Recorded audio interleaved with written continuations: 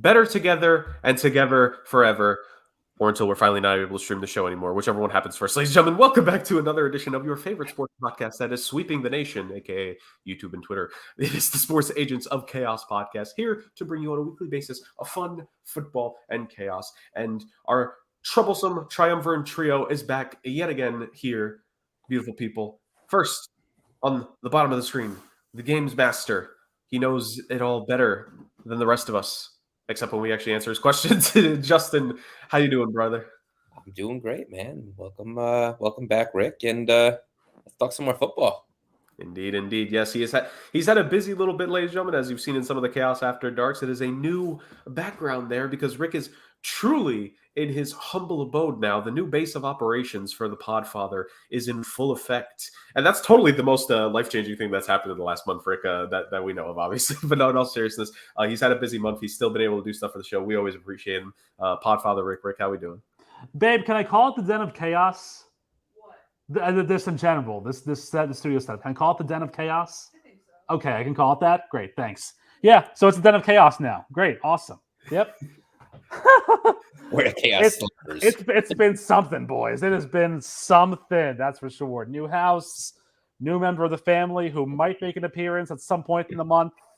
It's... And you know what? You know what's not new? Football. That's not new. So I'm glad to be talking about it again. Indeed. And Rick, you've been working so hard in your personal life. You've still been able to make time for the show. We appreciate that. So to show how much we appreciate it, as per always, you start the show with a mind-blowing fact of the week. Damn it, you make me work early. Fine. So as you guys know, Halloween was this past Tuesday. You saw in our group chat, I dressed up like Maverick from Top Gun, and Sienna was an unwitting pumpkin, and she's still very unwitting as it is. But the Halloween holiday, there's a character that's very well known and associated with Halloween. One of, you could call them like the monsters, or like the seminal characters, and that would be Frankenstein's monster. Obviously, because Frankenstein's the doctor, so it's the monster. Well, what if I were to tell you that Frankenstein's monster was actually the earliest known vegetarian or vegan celebrity? In the book, there's a passage that reads, according to Mary Shelley's novel, Frankenstein's monster explains his diet to the doctor. My food is not that of man. I do not destroy the lamb and the kid to glut my appetite. Acorns and berries afford me sufficient nourishment. So the reasoning for this is that actually Percy Bysshe Shelley and Mary Shelley were both vegetarians in lifestyle. And there was a time when they actually went on a journey with the poet Lord Byron. And that's kind of where the story came about, when Mary Shelley was telling the story of Frankenstein. What's funny about this is this really wasn't discovered or talked about until 1990, when Carol J. Adams, who wrote a analysis of the monster, noted that the creature's vegetarianism has really remained outside of the sphere of commentary. So it only, again, this book was written in like 1820, 1825. But yeah, if you think about it, if you think about Dracula, then the Wolfman, and the Mummy, and all of those things, it turns out that the monster in Mary Shelley's Frankenstein would not have been the type to go after humans. Really wanted only the sustenance of the fruits and the grains and the acorns, as was mentioned in the book. So maybe that turns a little spin on how we look at Frankenstein's monster nowadays. He was a vegetarian. It's the monster that Big Beef doesn't want you to know about. Well, I mean, Monsanto is now going to sponsor Frankenstein, so that could work out in their favor, I think. So look at that. A peaceful man is Frankenstein's monster. Look at that. Well, until he chops down a tree or a berry bush and then goes for that too, but yeah. That's more an on nature crime, not human on human. So he's fine. True, and to be fair, humanity is totally fine if you commit crime on nature than other humanity anyway. So if we're just look at the Amazon. Yep. Not Amazon, the Amazon. Stop it, Jeff Bezos. there we go. Indeed, yes, this is a anti-Amazon show, but not the kind of Amazon that actually matters, ladies and gentlemen. So, moving on from that, Rick, outstanding mind-blowing fact of the week. You continue to bring it to people that I think every single fact that you've said, I didn't know about it beforehand, and I don't just mean him telling us. I mean, I just didn't know about it in general in life. So, I think Rick is batting 1,000 in that regard. I'm a damn Snapple cap, man. That's what I am. I think you're better than the Snapple cap. So Oh, sure. we need the Sipspressions drink made one of these days, and every single one of them will have like a fact like that. Ooh, okay. Yeah, we can do that. We can Yes, do but put that in the big book of ideas that probably won't come to fruition. Anyways, going on from that, we move on from one part of the fun to the next. Justin, you are of course the games master of this program, and of course, let's get some trivia in this bad boy. What do you got to test our brains this time? All right, guys. In history of the record keeping for yards per game, there's only one team to ever be outgained in their first 8 games to start a season and have a winning record. Can you tell me who it is? I know who it is. You saw that picked it this week. Rick, Yes. do you know who it is? Give all my guesses to Rick, and we'll see if he can get it. Wait, the first 8 games of a season that they were outgained? Their first 8 games played, they Uh-huh. were outgained in yardage in every single game, but still have a winning record.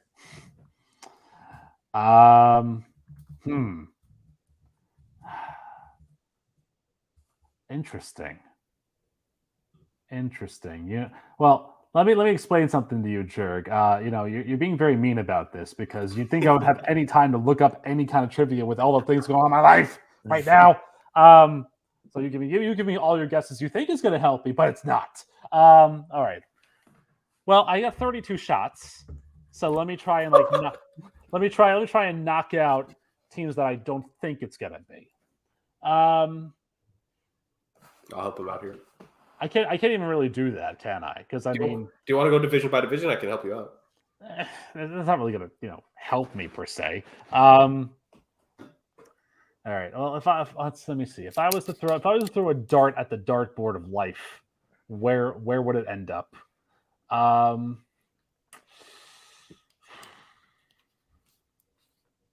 Well, think of it like this, Rick. Yes, Justin. No matter what we say, Yes. no matter where we say they need to improve, no matter what they do, Mm-hmm. one of those teams that just keeps winning.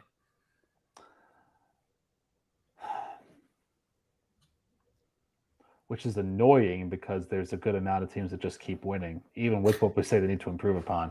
But this sounds like a Chargers thing.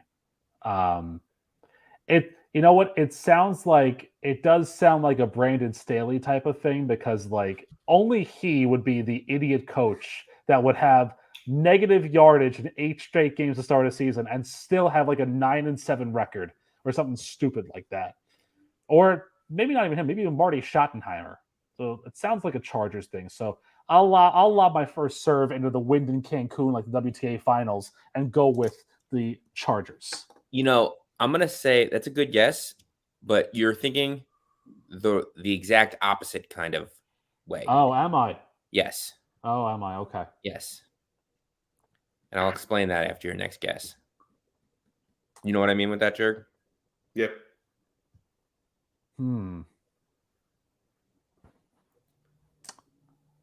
Well, so maybe I'm thinking about it because of a bad coach and the team overcomes the bad coaching.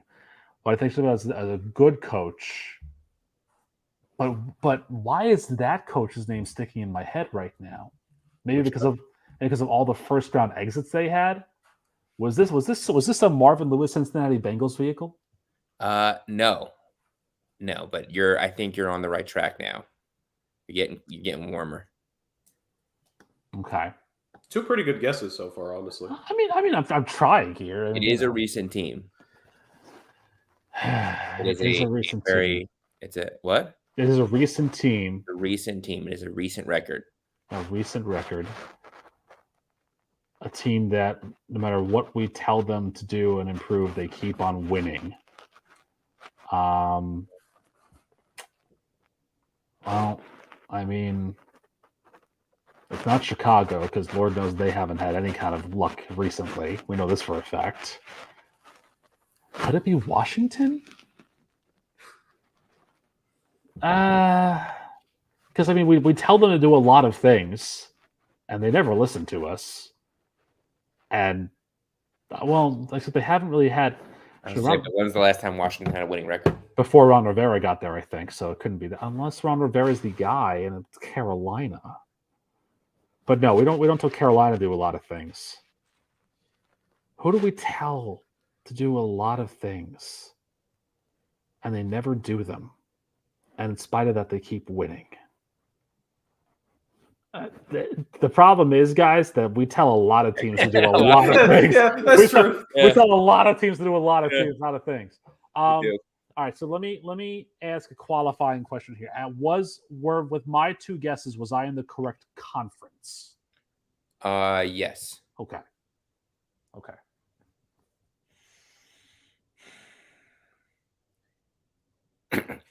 Oh, excuse me. Yeah, you're in the correct conference. And yeah, no matter what changes are made, No matter what season changes after are made. season after season, this is the team that wins games they're not supposed to win. It probably is a team that hasn't had a losing record in a very, very long time. That's correct. So would that be the Pittsburgh Steelers? Through the first 8 games of this season, Pittsburgh has been outgained in every single game, yardage wise. Wow. They are currently 5-3. To be fair, Matt Canada sucks. Oh, yeah. And we know this for a You know fact. what? But you know what? See, like, this is why I said the opposite of the Chargers, because the Chargers are filled with talent at every level and yet seem to be poorly coached and not winning. The Steelers don't seem to have that talent at every level. There's issues. I mean, outside of maybe TJ Watt and a couple of the defensive players, there's really not a lot there. George Pickens is a decent player. Maybe Najee Harris, although he hasn't really performed. There's not really a lot on that team. They are so well coached. They are bad.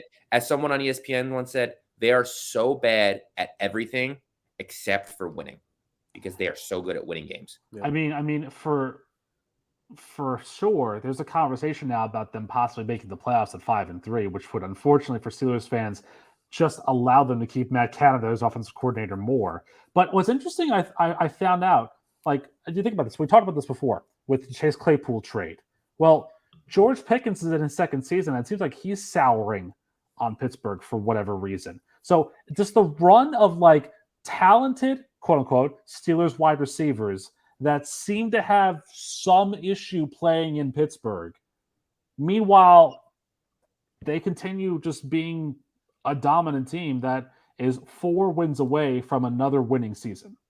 Well, this screams Elijah Moore to me all over again. I mean, right after an important win, they come down at the end, and then 4 minutes left in the fourth quarter, Deontay Johnson scores his first touchdown in almost 2 years. Yep. And the first thing you hear after the game is their number 1 receiver, George Pickens, or number 2 receiver. I'm not sure which one he is. I'd say number 2. Complaining that he didn't have a catch.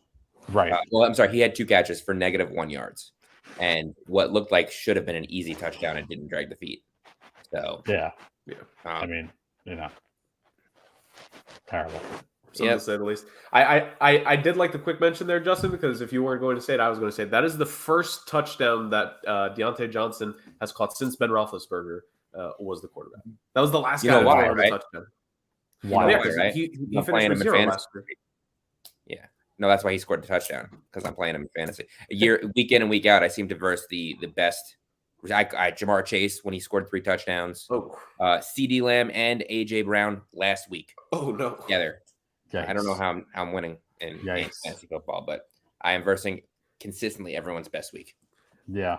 Hey, Justin, no matter what your opponents are doing to you, you're just fine. Well, I mean, I'm not undefeated, but could be worse. You gotta overcome some storms to see the daylight at the end of the day, ladies and gentlemen. So outstanding round of trivia there. Good job, Rick. Yeah, thank you. Got that one. I had already seen it, so it would have been cheating if I would have just said it right then and there. So it was fun to see you have to work the old noggin a little bit. But let's get to a little bit more of what would be equal territory here when it comes to the game. So we got an addition of a fact or a fiction here. One question, I believe. So Justin, what are we going to try to determine is completely factual or a fabricated thought? Guys, I'm gonna help my buddy Jared here with the cleanest transition. Fact or fiction? The Bears wasted a second-round pick trading for Montez Sweat. Ooh. So, for those of you who don't know, they just traded for Montez Sweat. They traded their second-round pick, which is currently, I think, the second or third pick in the second round. He was on a one-year deal. He was going to be a free agent at the end of the year. They did just sign him to a long-term contract within the hour, actually. 4-year, $98 million contract extension. But, guys, would the Bears be better off with that pick? And if not, do you see Montez Sweat really working out in Chicago where they have had some struggles? You know, I understand the reasoning for why they did it. I understand the reasoning for the compensation in a way, because Montez Sweat is a very good player.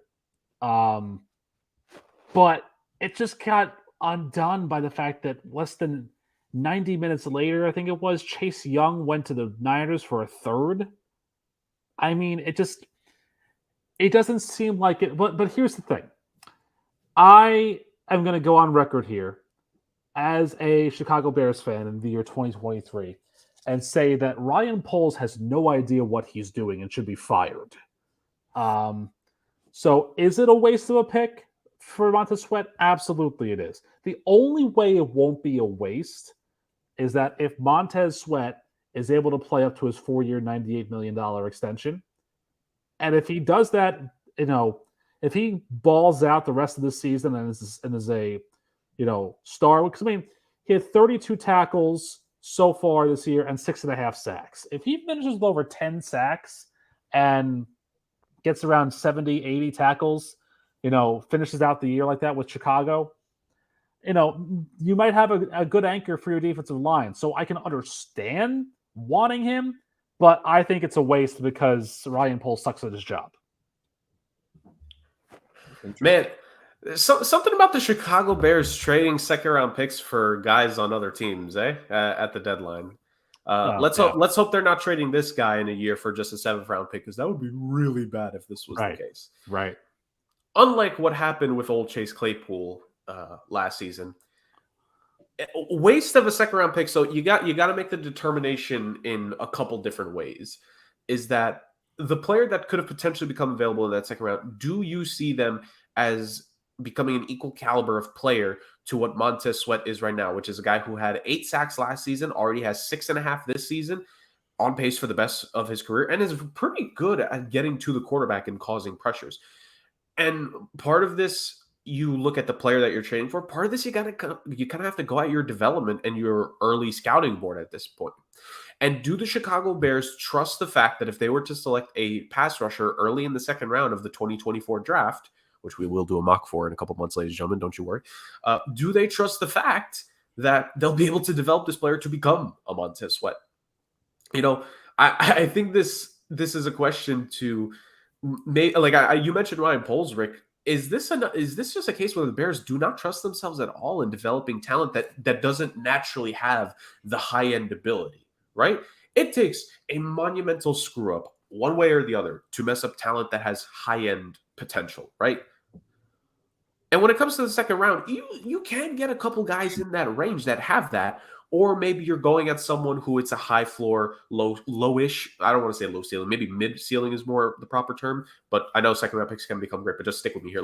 Do the Chicago Bears not trust their player development at this moment? And do they think that Montez Sweat for the next there's got to be more than 2 seasons. 4 years. A 4-year deal. So yeah, well, sometimes the last year is a tricky thing. So let's say 3.5 seasons, right? Let's say, do the Bears trust the next 3.5 seasons Montez Sweat will get more for them than whatever second round pick they could have potentially had?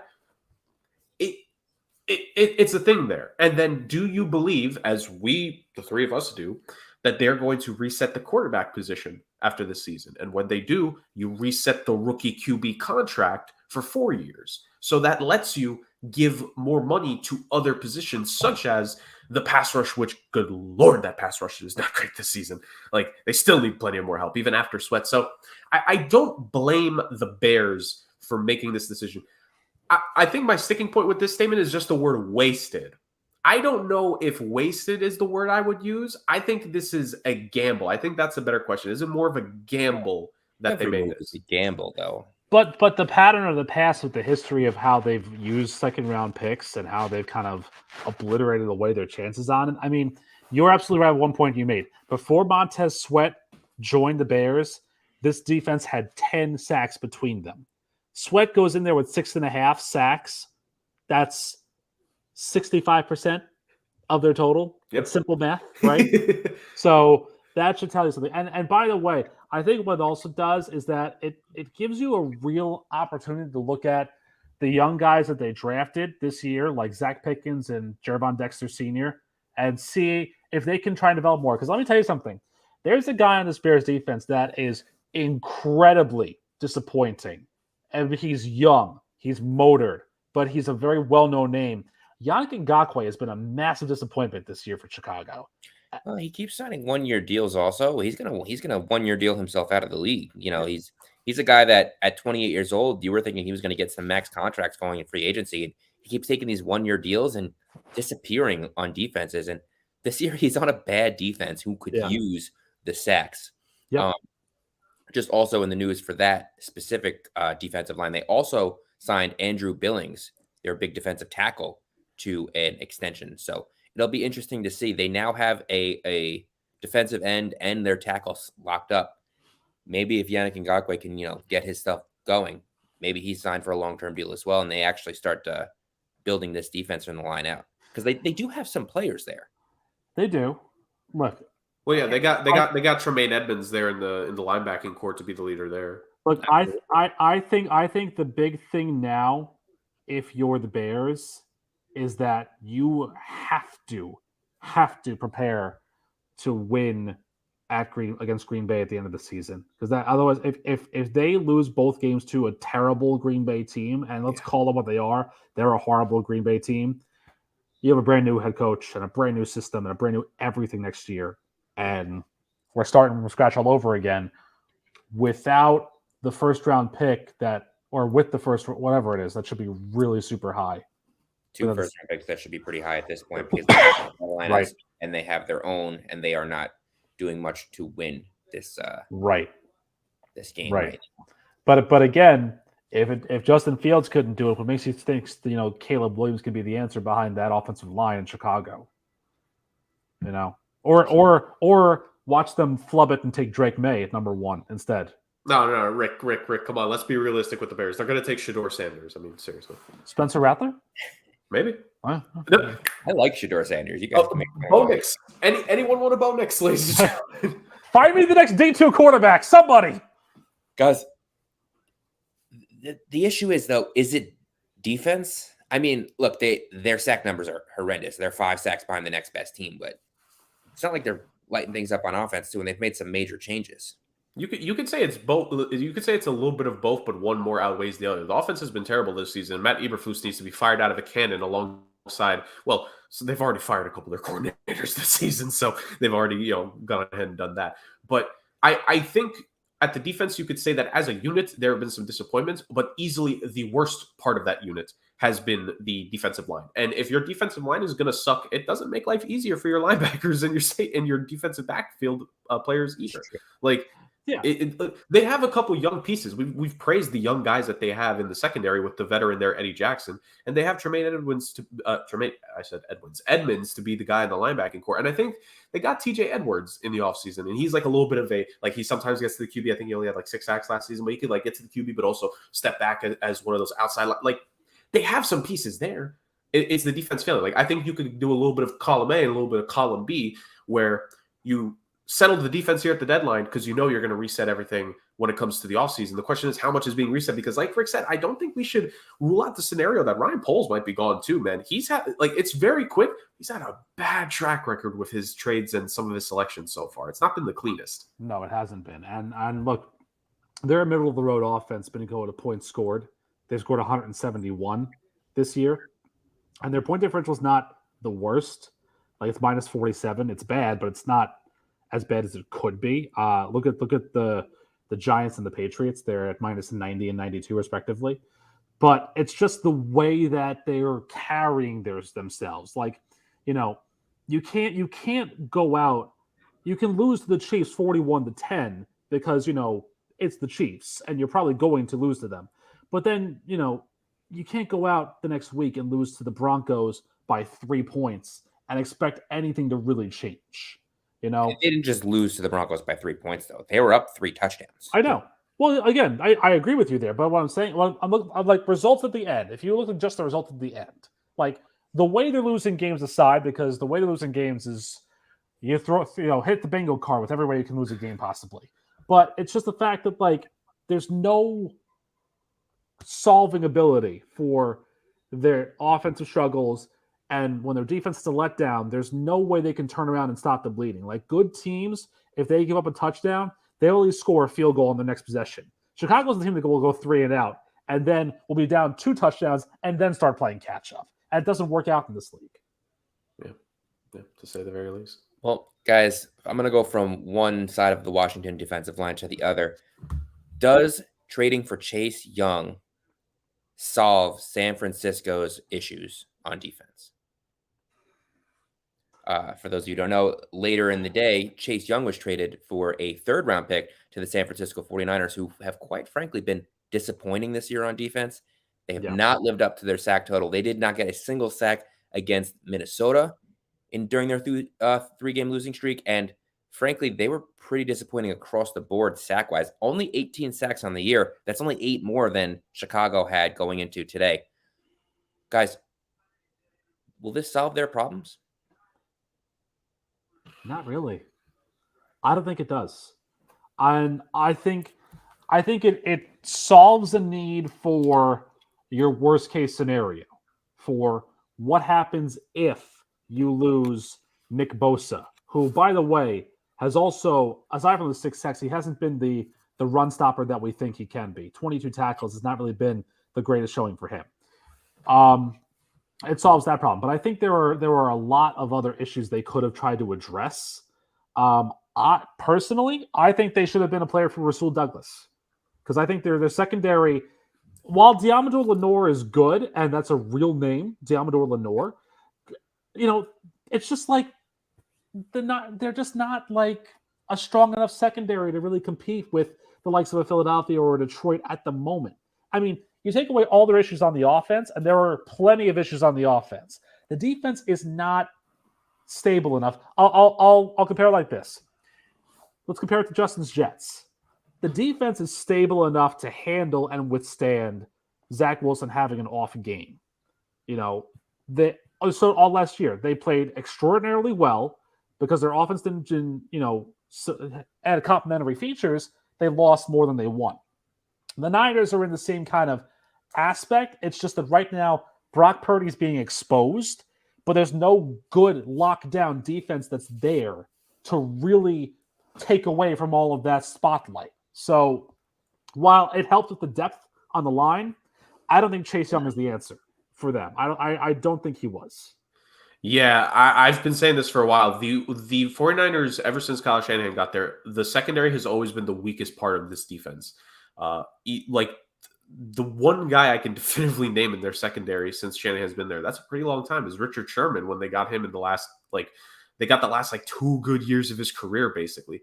Other than that, it's like Rick has said, it's been putting a couple guys out there, so a veteran here and there, and some of these creative player names where you got to be like, that's a real name. That's not some randomly generated player from one of these Madden draft classes from EA that can barely program a football game anyways, and other games to say the least. The secondary has always been an issue. Like Rick said, I think they probably could have been better being a player for Rasul Douglas. I think the defensive line already had some natural talent. I'm not going to say adding Chase Young doesn't help the defensive line. If they could finally be the ones to tap into the natural talent that he had from his rookie season. But that's the thing, his rookie season. It's been 2+ years since we've really seen something out of him. Now, has he had injury issues since then? Absolutely. But at the end, we're adding another injury-prone player to the San Francisco 49ers. I mean, join the freaking club at this point. Plenty of these guys do, the quarterback included. I don't think this solves issues necessarily, because I think if we're focusing on the defense, like Rick said, the number one issue has always been the secondary. And yet again, it's John Lynch and Shanahan just not focusing on trying to improve the secondary in any way, shape, or form. Like, can Chase Young potentially help out Nick Bosa a little bit? I'm sure maybe those Ohio State boys are going to be able to figure something out. Maybe it could generate the pass rush again, and it makes the job of Warner and Greenlaw that much easier. Maybe lets them drop back into pass coverage again, which will then aid the secondary. Like, if you try to do like a couple degrees of separation there, it could help them. But I don't know if it really solves issues for that organization. Right now, it's, again, looking to be another San Francisco 49ers season, fellas, of the talent's there, the system's there, the coach is there, the GM is there, the stability is there, everything you would want on a team that 49ers have, but there's just something that gets to them every single time. And right now it's the injuries. Like, a couple guys, and it's not even necessarily just missing straight up games. It's guys are getting dinged up, and maybe they could play, maybe they can't play. And then the guy who's supposed to be the quarterback that has solved all the problems, he probably got a concussion against the Minnesota Vikings, and it just wasn't reported as such. And I don't think he should have been playing in the last game. I just think that, like, you call a spade a spade. I think that's what it is. So the 49ers, there's one thing that's stopping this team, and it's health. Chase Young's not going to help with that in any way, shape, or form. Right. And honestly, too, if you look at their turnover differential, you can look at it one of two ways. They're in the positive. They're +4. They're the third best team in the NFC with turnover differential. But if you're a team with all these lofty aspirations, shouldn't you try and be better on defense than you are with, 11 interceptions, quote unquote, and 2 fumble recoveries? Like, if you want to be a swarming defense and you really want to try and knock off Philadelphia and knock out Kansas City, your defense has got to be better than that. But Chase Young does not solve those issues, because he just adds another body to a defensive line that gets tired because the offense is struggling. They've lost 3 in a row for a reason. And look, they're on a bye this week. Can they get things right? Much needed Maybe. bye. Much needed bye. Can they get things right? You hope so, because, I don't necessarily know if you guys know this, but they come off the bye and it's at Jacksonville. So, and that's a team that's getting momentum. They are. Not to mention the fact that after they play Tampa the following week, Seattle, Philly, Seattle, a 3-game sandwich of two really good teams in 3 weeks. No favors are being done for this team. No. Well, they are coming into the thick stretch of their season.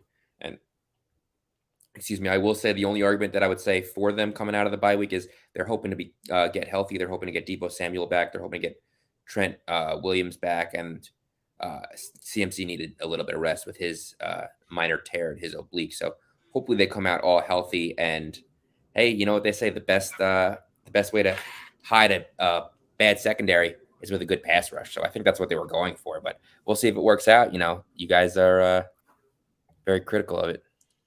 Yeah. And I mean, it's like, we want to be fans of San Francisco, but no. I'm not saying you're wrong. I'm just saying, I mean, I don't, but that's me. But I think, like, and Rick points out the secondary. I think the thing to really look at, if you look at the standings there for a second, ladies and gentlemen, the Seattle Seahawks are right there. And the Seattle Seahawks, you could say the strongest part of their defense is the secondary. In back-to-back drafts, they've drafted 2, you could say, number 1 corners between Tariq Woolen and Devin Witherspoon. And the team with 2 number 1 corners versus the team that doesn't have a single number 1 corner. I don't even know if they have a number 2 corner on that defense in San Francisco. Like, it's looking rough. Maybe somebody's Seattle Seahawks over Niners upset prediction going back to the preseason might come to fruition after all when it comes to that would be lovely. Then one of you to buy a jersey lovely. instead of me. Yeah. Well, I mean, I predicted Seahawks making it into the NFC title game, so that's what I was referring to. But you did pick that. Congratulations. Yeah, I did. There's that. All right. We still have no idea what we're going to do. Anyways, Justin, outstanding games as always. Perfect factor fiction, because as you said, you helped me transition so perfectly, my friend, and I do always appreciate whenever we're able to get that done. So, ladies and gentlemen, last week was the preview. This week is the review. But it's not necessarily going to be, because let's be real here, we just reviewed 2 of the biggest trades that happened at the deadline. There's not too much else for us to really go into direct detail with, except maybe a little bit of conversation we could add momentarily about Leonard Williams to the Seattle Seahawks.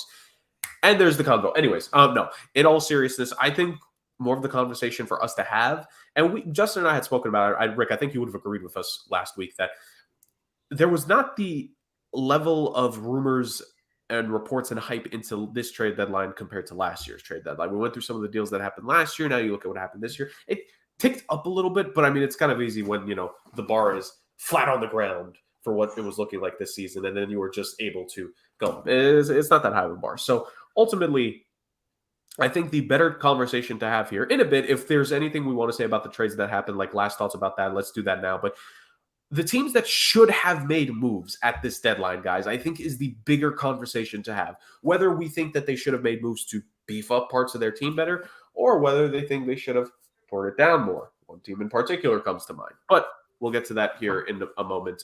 Last thoughts about the trades that did occur, gentlemen. There's not really much, I think, to say. I mean, I think the rhetoric around here had been that, a couple of pieces needed to be moved for, I think, Justin's Jets to really be consideration. Maybe add a better backup quarterback than Tim Boyle at the moment and get an offensive lineman, because you saw what happened to McGovern and Schweitzer this past week. And a guy that I mentioned was Ezra Cleveland. And I know he had come off of a foot injury, but to see him go to the Jaguars and then to see Josh Dobbs go to the Vikings, I don't know. I think there wasn't really a whole lot else in my mind that happened, but at the same point in time, like, that's kind of, you understand it. Like, other trade deadlines, you see a lot more movement, a lot more fluidity, and I think last year we were a little spoiled by how much movement there was at the deadline in the NFL. It was definitely a seller's market. This year, everyone kind of held firm, because I think that's the product of the fact that, and you asked this a couple weeks ago, Jared, I remember. You said, what is it with us looking at games, taking more upset picks or looking at more upset picks? Because even though there are teams that are so far ahead, the gap is still so close that there's no team that's really a seller by default. They should have been, but no team's really a seller by default in a way. Because again, Arizona gave up Josh Dobbs. Well, Kyler Murray could have come back, and in the next 5 years, they could go 5-0. And then they're right back in the conversation. You never know what's going to happen.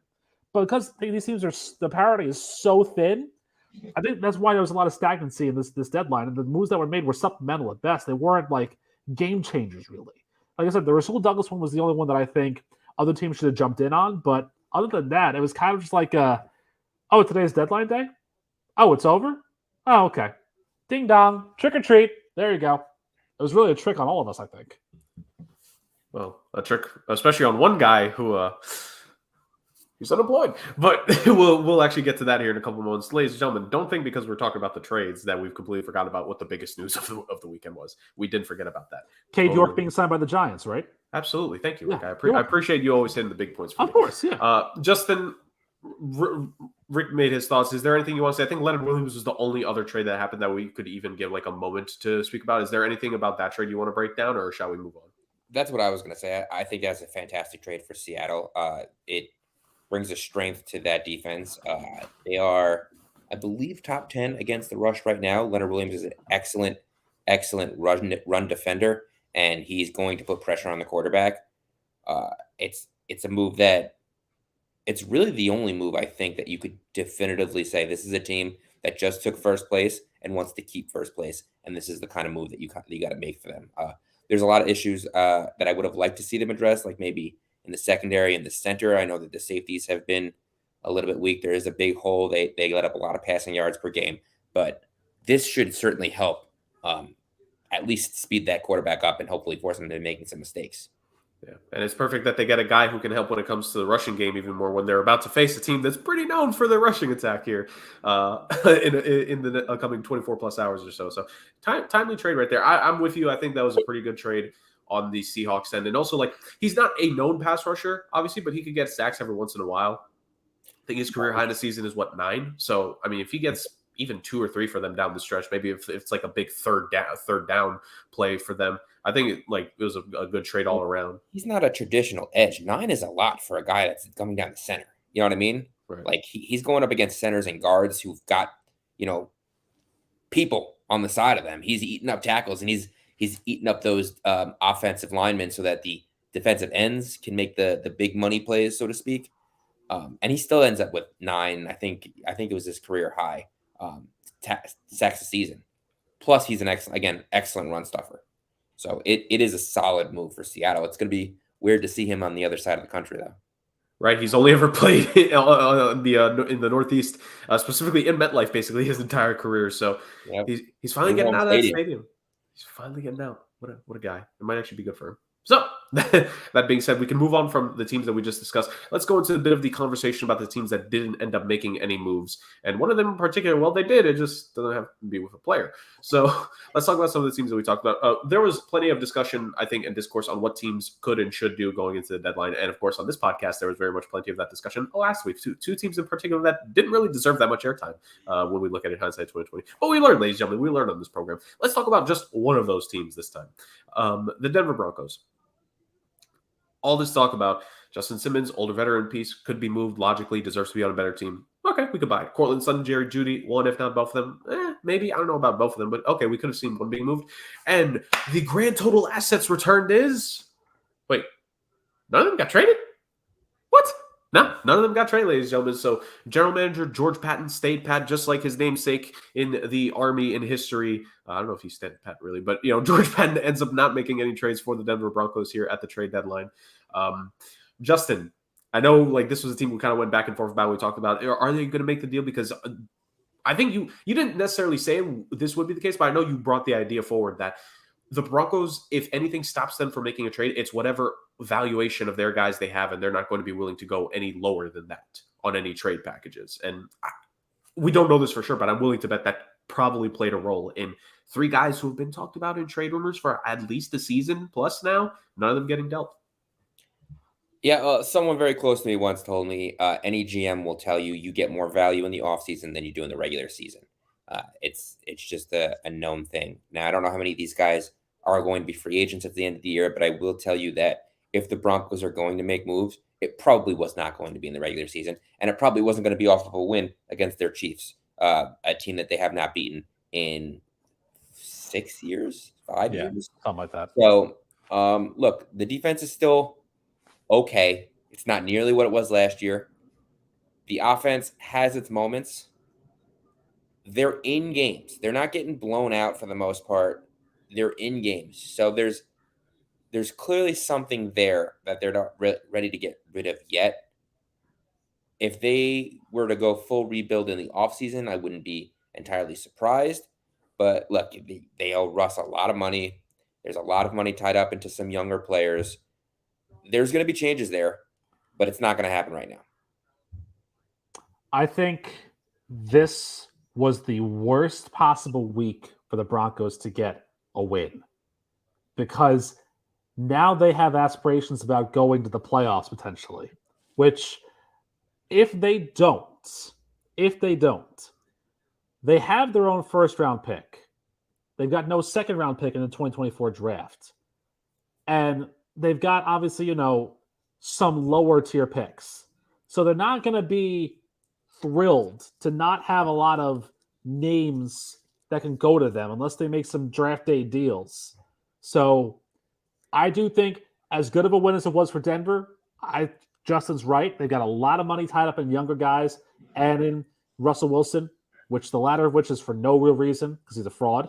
But at the same point in time, you feel like it's almost like that victory you get, that small little battle that you win where you think you have hope, even though later on down the line you're going to be destroyed by the larger armada that's behind the rock wall.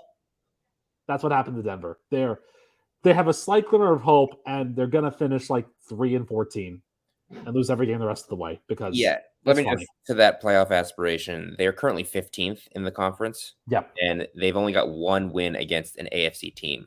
Their other 2 wins were against the Packers and the Bears. Yep. So they have a long, long way to go to have any playoff aspirations. Yep.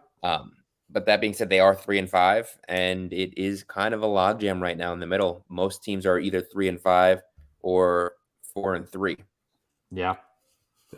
And you kind of alluded to it, Rick.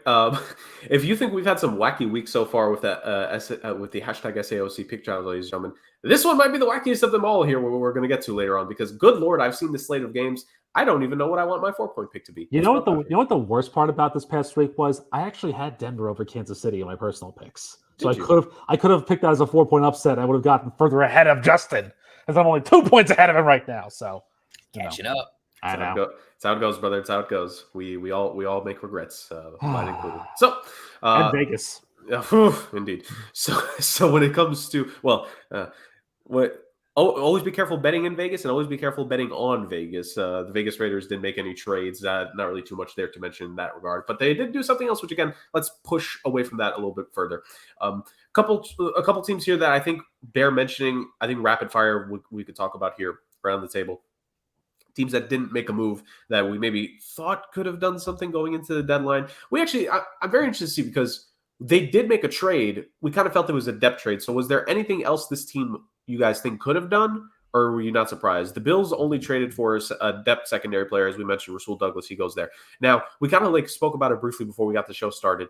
Do you guys think that they should have done more, or is it just you're shocked that the Bills did anything at all before we continue on? I mean, listen, they added a guy because they lost Tre'Davious White for the season. So they needed to add somebody in there. Their secondary lost a big piece, and having Douglas there is going to help them out considerably. But again, there wasn't really a lot, I think, that Buffalo could have added per se. Yeah. So there's not really a whole lot they could have done.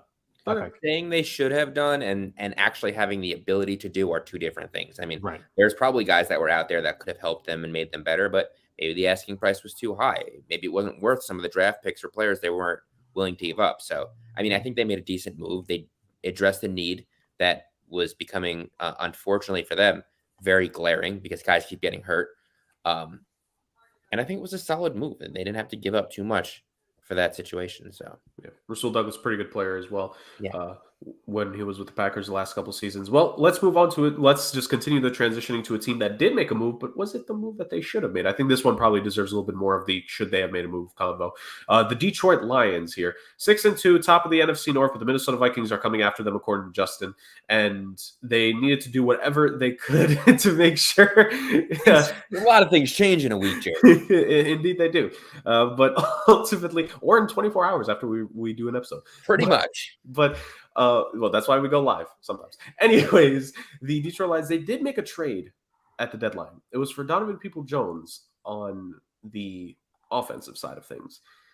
I don't think that's where they would have made the trade, or where they should have made the trade. I thought if the Lions were going to do anything, and again, the defense has been fine to this point, right? They've had pretty good games. They've actually, in terms of points allowed, they're competing a lot better, I think, than most would have thought going into the season. They've allowed less points, and in the same amount of games played as these following teams, they allowed less points so far on the season than the Philadelphia Eagles have.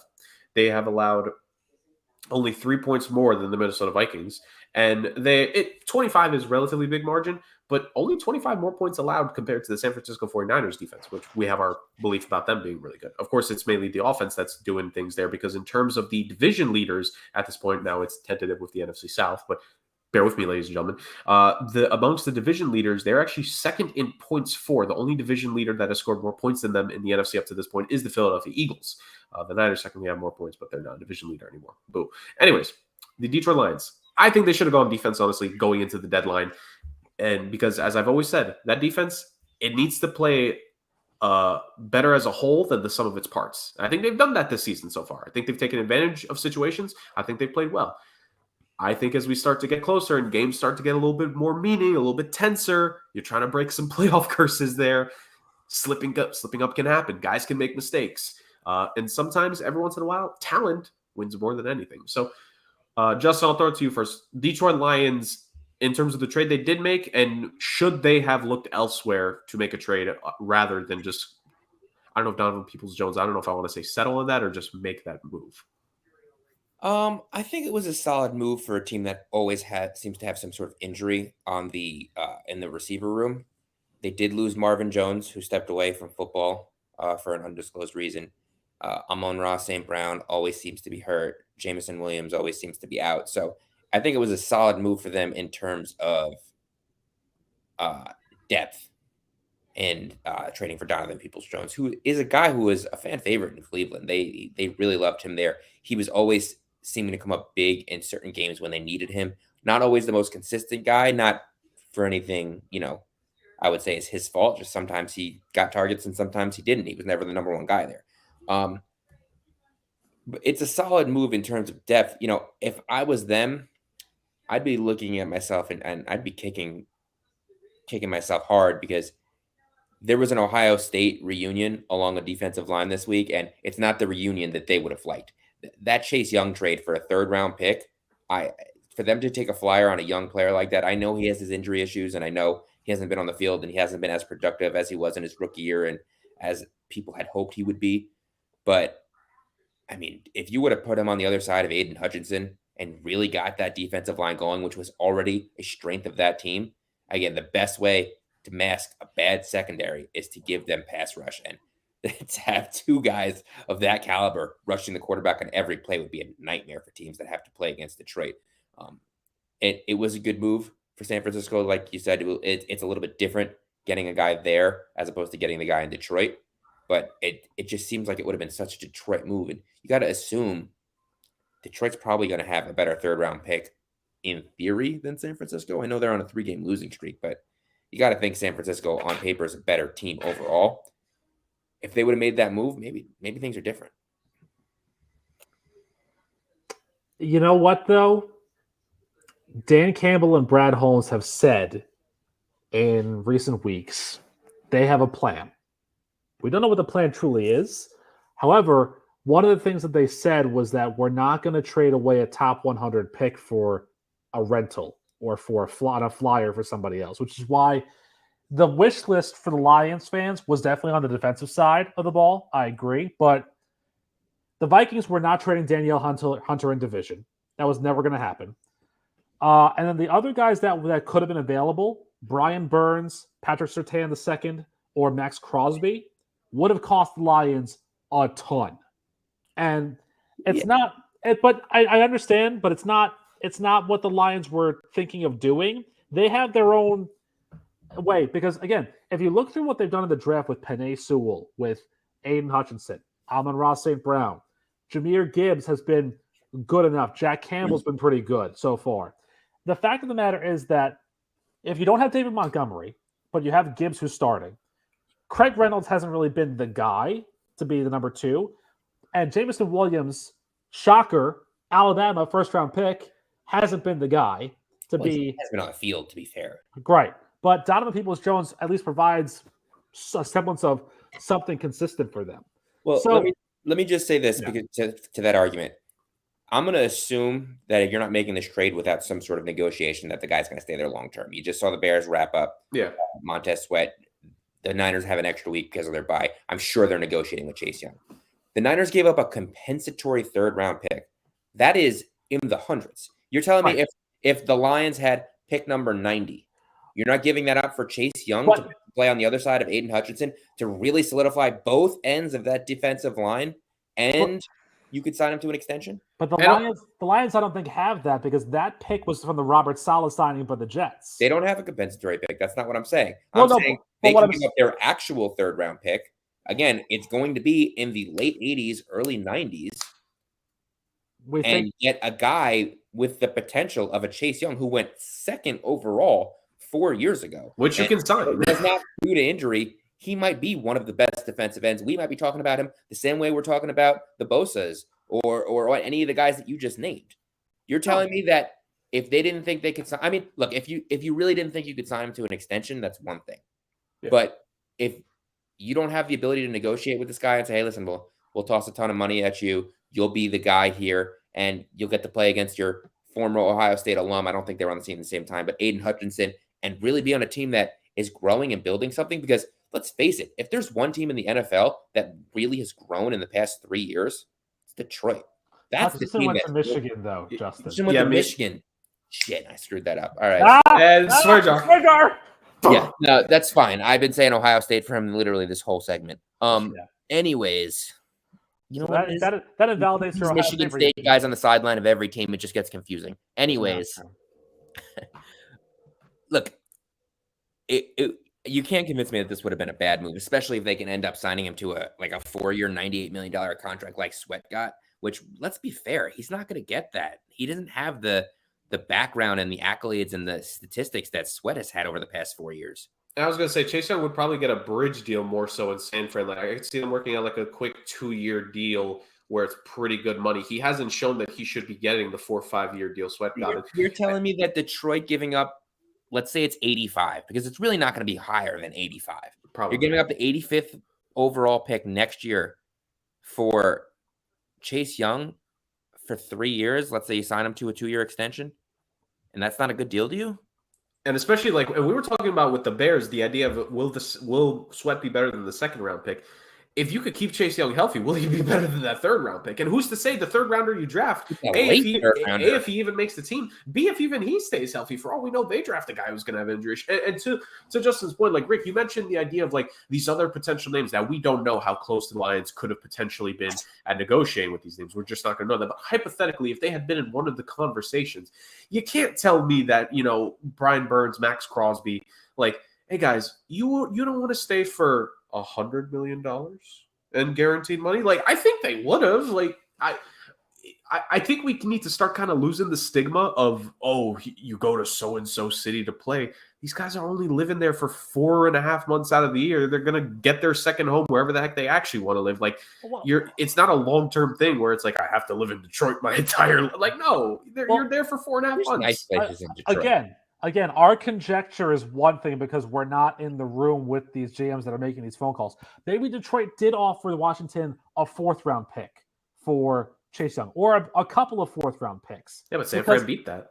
Right, because in their mind, in Detroit's mind, this is their plan. Their top 100 selections are untouchable. They would rather build through the draft at the moment because for whatever their reasons are. I don't disagree with you that they could have gotten a guy like a Chase Young. They shouldn't build through the draft, though. That's not what I'm saying. No. I'm not disagreeing with you guys that they should have tried to get a guy like a Chase Young. But if it's not going to fit their MO, they're not going to do it.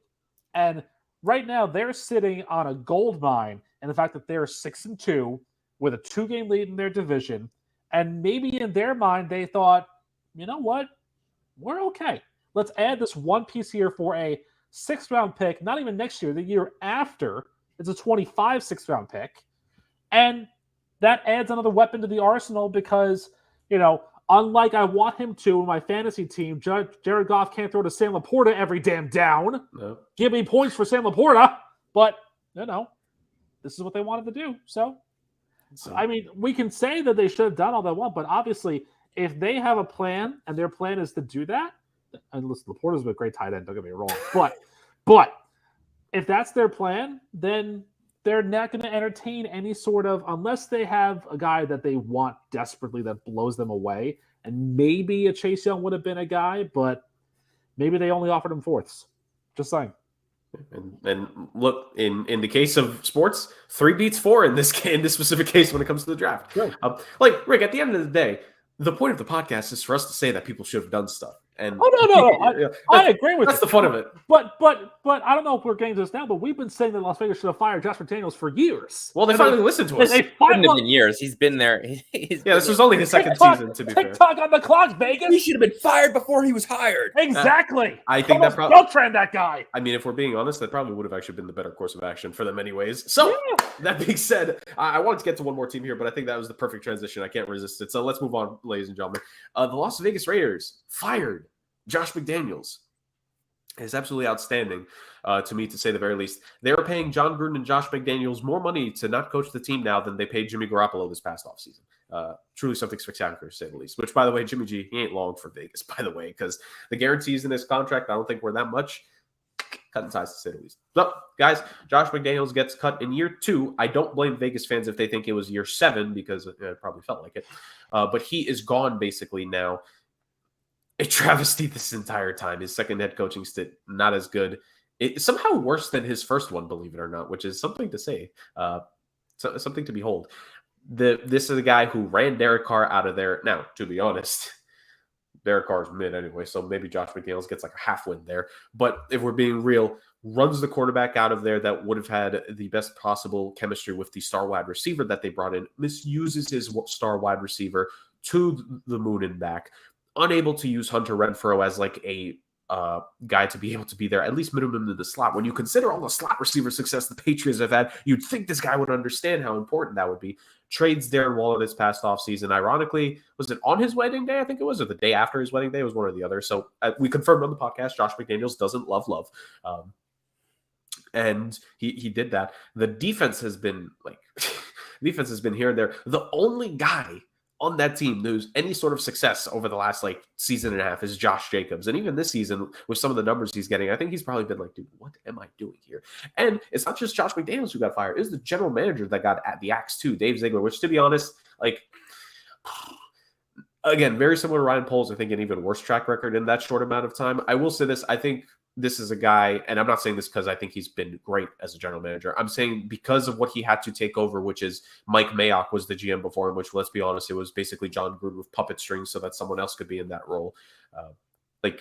It was not something easy that Vegas tried to bounce back from. And if they had made just better decisions, I think they probably could have had a chance. Because when you have Devontae Adams on one side and Max Crosby on the other side, a lot of teams would kill to get those two guys on their team. Maybe trade a lot of picks in the offseason. Pending. Anyways, that being said, Vegas gets rid of this travesty from the organization. Rick, I'll throw it to you first. Our podcast made no bones about it when we did our coaches' hot seat rankings last season, which will come back, ladies and gentlemen, in the next week or so. We'll figure that out here on the podcast. This is a guy that we said from last year, I think we both gave minimum ratings of at least a 3. And the only reason that he was going to survive longer than most would have expected was because of the fact that, look, it's not a secret, Mark Davis is the most cash-poor owner in the NFL. Like, it's 30 billionaires, Mark Davis, and the Green Bay Packers, because the Packers have like shares of ownership everywhere. Justin might low-key have a share. He just hasn't told us this entire time. Because who else would be on Jordan Love's side that he'll be a good QB in the preseason? Anyways. I like cheese. Yeah, a nice slice of cheese there. Perfect. Perfect there. But Rick, I'll throw it to you first. They completely cleaned house. They're probably axing the QB as well in the offseason. Complete restart here for Vegas. What do you do? The simplest question to ask. What do you do? Well, they didn't completely clean house because they didn't trade Devontae Adams like we all thought they were going to do once they got rid of everybody else. So, I mean, there's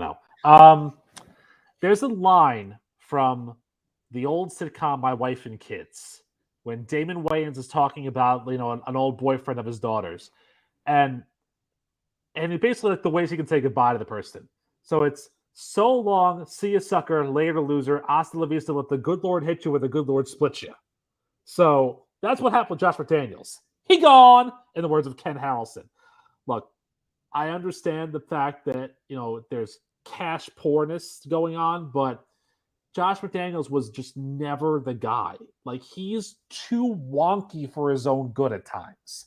And the Raiders never knew how to use the talent they had properly. But let's also talk about Josh McDaniels for a second. This is a guy who ran Jay Cutler out of Denver, and in his first season turned to Kyle Orton.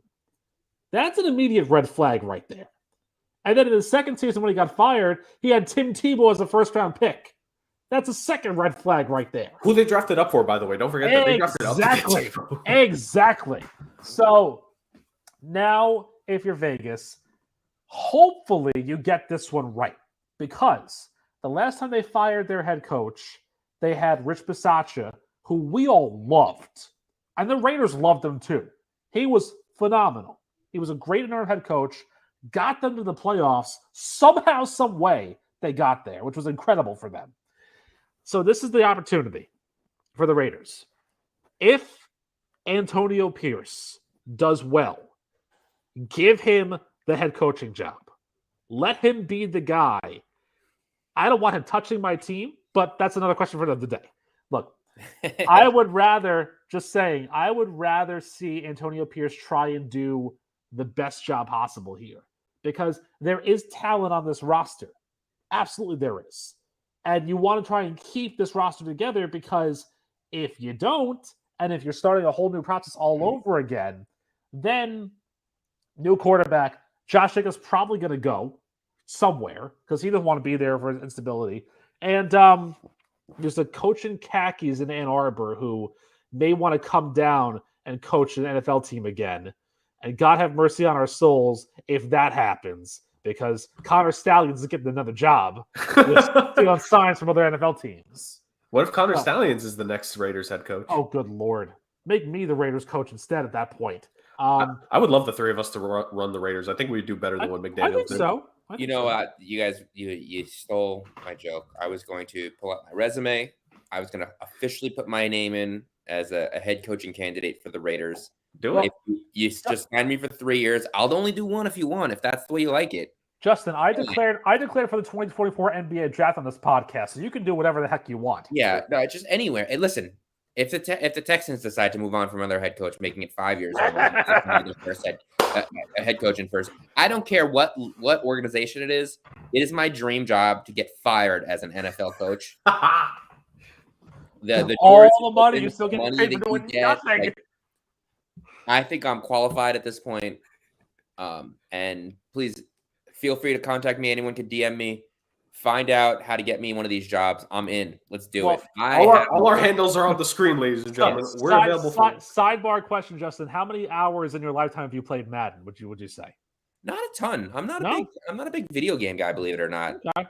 I do. I play them. I used to play them a lot more. Madden sports games also were never really my thing. NBA, I played a lot of NBA. That's fair.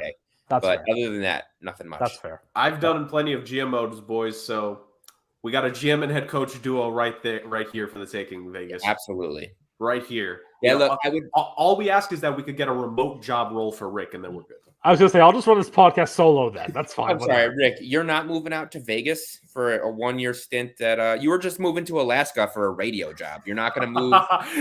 That's a Vegas for a year.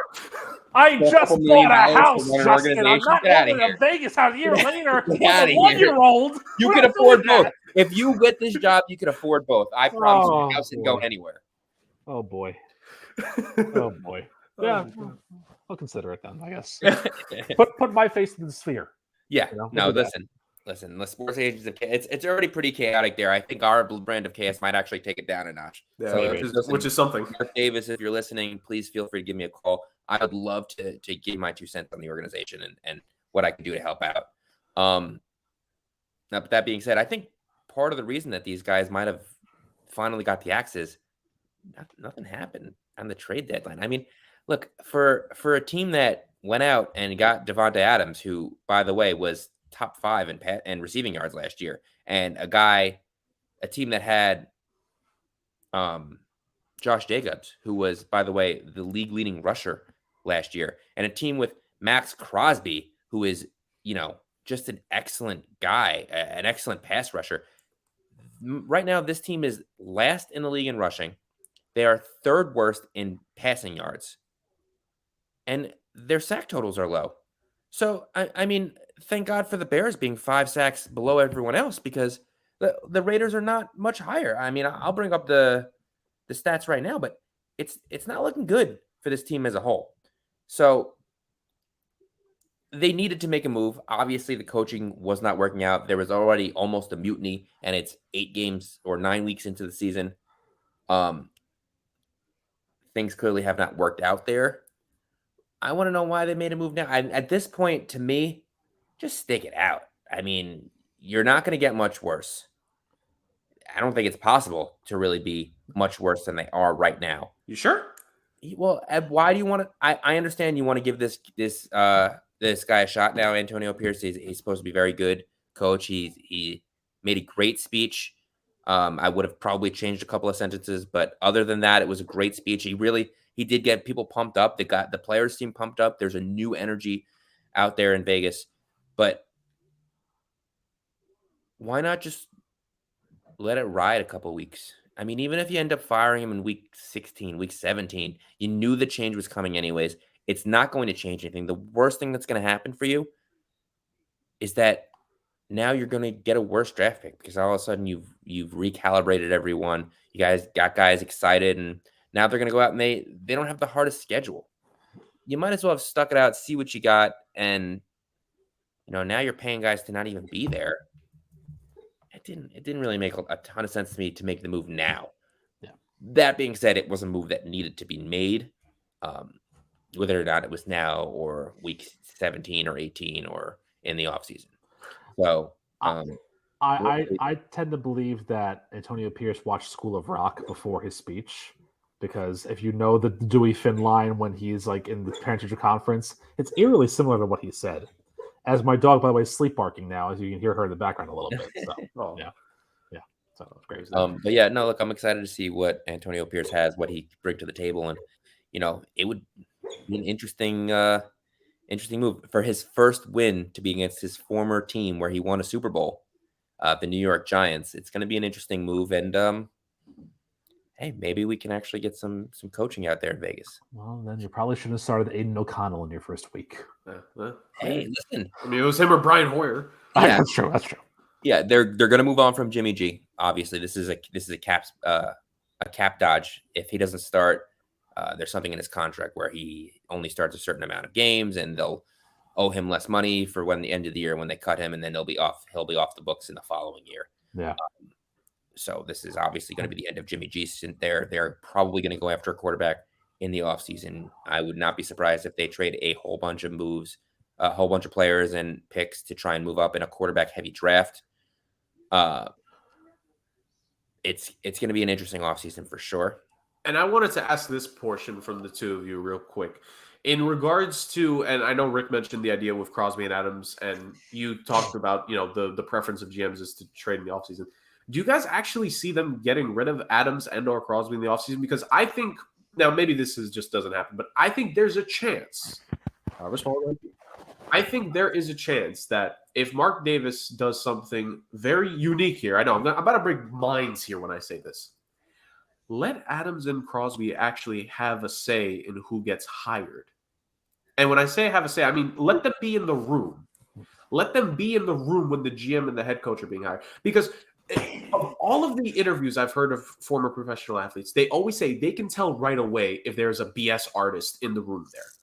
Now, that's typically deals with the head coach. If you want to just hire the GM on your own accord, fine. That real great that worked out for you the last couple of tries. At least for the head coach, because there's the idea that Mark Davis is trying to convince them to stay and wants them to stay and wants to try to make Vegas something. Because look, at the end of the day, let's be real here for a second. The Vegas Golden Knights just won the Stanley Cup. The Las Vegas Aces are back-to-back WNBA champions. The NBA is probably going to get a team in Vegas in the next 5 to 6 years. And baseball, they do everything slower. So 2065 is when baseball will get a team in Vegas. Listen, the A's are moving. But what I'm saying, I completely forgot about it lets you know how irrelevant they are. Ultimately, if you're the Raiders, you gotta compete in this city, man. And it's not just with that; it's with the idea of what people can do just for general entertainment in Vegas. You need to do something to stay at least semi-competitive. If you're Mark Davis, you can't afford, almost literally, to just be cool with being garbage and people not wanting to come to the games. I think there's a reality somewhere out there. Maybe it's this one, if we're lucky enough, that they try to build some sort of competitive team with those guys. And like you two just said, maybe an avenue where they trade up for a QB in this class and you get young QB with Devontae Adams and Hunter Renfrow and Jacoby Myers to throw to, and then a defense with Max Crosby spearheading it, and hopefully guys that don't do stupid things on the defensive side. I'm amazed more Raiders players haven't committed minor infractions considering what Josh McDaniels being the coach there did. But ultimately, I think there's an avenue where the Raiders, and I'm not saying good, but I'm saying to begin the building blocks of something there, because someone yelled at me on this podcast last week for just wanting to trade everybody off a team. Does Vegas really want to just trade Devontae Adams and Max Crosby? I had joined you from the phone, dude. I don't know. I didn't yell at you at all. I know that was just a subtle dig to mess with someone. Oh, it's that guy. My take is they will end up trading the older players that have some potential. Max Crosby just signed a 4-year deal. He's 26 years old. He probably stays. Josh Jacobs, he is probably going to get franchise tagged again. We'll see if they can trade for him. Well, it's his second year. They're allowed to do it twice in a row. And unfortunately, we'll see if he ends up being on the team next year or not. And then, Devontae Adams is 30 years old. He's in the prime of his career. He may only have 2, 3, 4 years left. I think he gets traded. I don't think he's going to be on the Vegas Raiders come 2024. It's just not in the cards, I think. And right now he's at the peak of his value. And when you're in a rebuild, and you have pieces like Crosby and Jacobs, you're going to want to add. Let's not act here. Let's not sit here and act like Jacoby Myers hasn't been excellent there. He has been. He has been an excellent number 2 receiver. And I know part of the reason is because they are doubling Devontae on every play. He still gets open. He still finds a way to complement it. And it's not like Devontae's not getting open either. They're just missing Devontae and they're hitting Jacoby Myers for whatever reason. Hunter Renfrow has all but disappeared. They got rid of Darren Waller. But there are still pieces on that team that will help them compete. Look, another piece that might get traded, Marcus Peters, who a lot of people didn't even realize was there until he had a pick 6 last week against Detroit. One of 3 guys to get a pick 6 on 4 different franchises. So that's another guy who is not the oldest guy, but he's, on the wrong side of 30, I believe. And he could be a piece for a competing team in the offseason. It's going to be interesting to see who's there and who's not there. Did he sign a 2-year deal or a 1-year deal with Vegas? I don't know. I think 1 year. But Justin's right about this because I think if you're Vegas, you have to find a way to market it around really cool, edgy football stars. And so I think if you're Mark Davis, you market the team around Max and Diablo because Divine Diablo is having a really good season too, their main linebacker. So you market it around those 2 guys as your core defense, and you fix everything else from there. I knew who you were talking about immediately. Justin was like, what is he talking about here? No, I knew what he was talking about. I was just like, why are we talking about marketing? I'm talking about building a football team correctly. Right, and, but I don't think they need to market anything in Vegas. Vegas is an attraction on its own, and there's 8 football games at home every year. But you're competing with Justin, a lot of other assets. You just said the NFL is what, Jerg? Well, no. Hold. To Jerg's point, and Justin, you just said it. Vegas markets itself. What's less expensive right now this weekend? Giants Raiders tickets or U2 at the Sphere? Giants Raiders. U2 at the Sphere. Really? Yeah. Giants Raiders on secondary market's about 200. U2 at the Sphere is about 150, 160. Really? That must have went down because when I was looking at the Sphere tickets, I guess maybe I was looking at opening night. It was expensive. Yeah. Like $500 to sit in the nosebleeds. Right. But look, you can make the argument Giants are a big market, blah, blah, blah. That's not even the point. The point is they could be 0-17 every year and people will go to see their home team play in Vegas because guess what? It means a trip to Vegas. I don't think that they're going to have any trouble selling tickets because they're in Vegas. It's the reason why other franchises are opening. But I dare a team to go 0-51 for 3 years, and you're still going to have a fan base. That is not 0-51. No, you won't have your own fan base. It'll basically be a home team for the away. But they also really don't have a fan base though, because they left Oakland with such a bad taste in their mouth. If you want to try and cultivate a Vegas following, in a sense, try and find.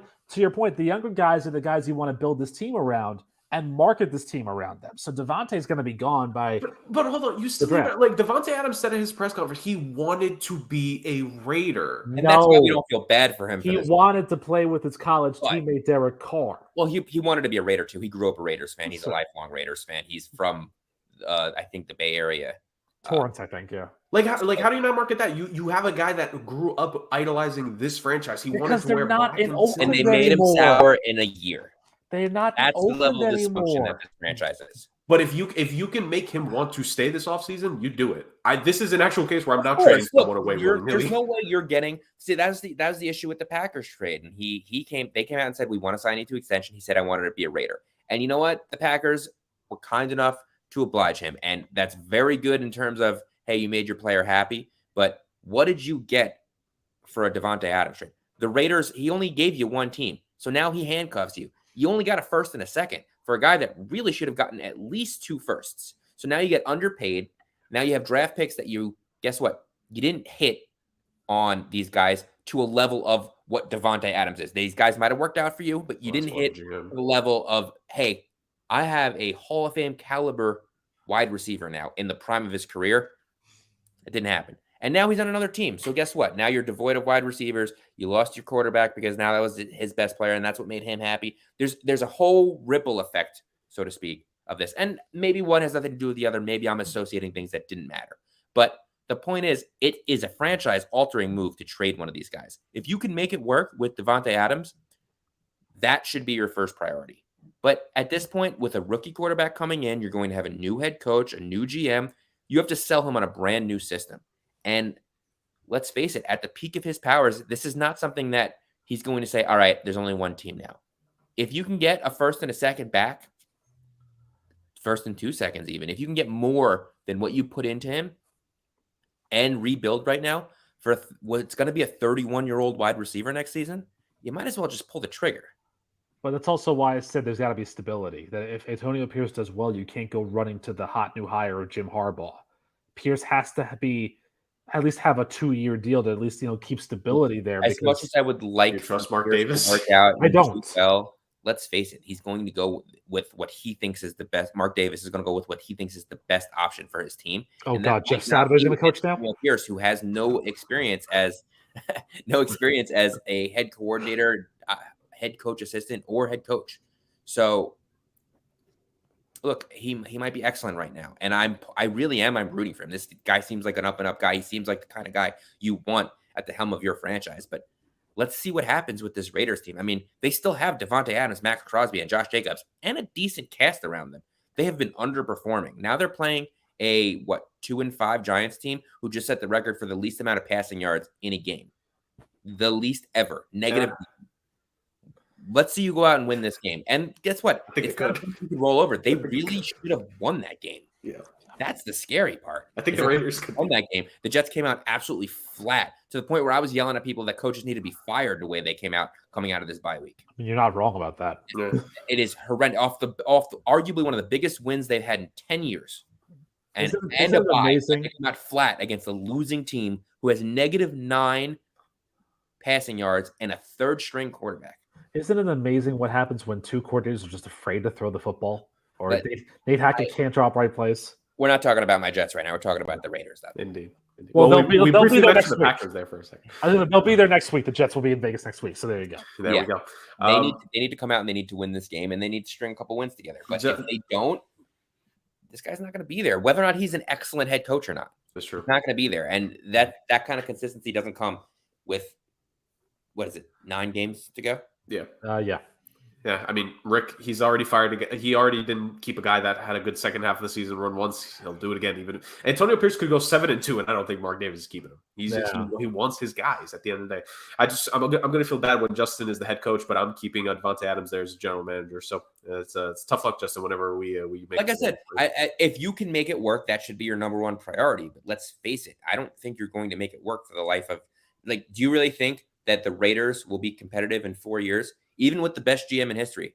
The odds of you getting those guys and putting it back together, getting the quarterback, fixing the offensive line, getting that run game going again. Because, again, Josh Jacobs is not going to be so young either. He's going to be on his second franchise tag. He's going to be 26, 27. That's 26. old for a running back.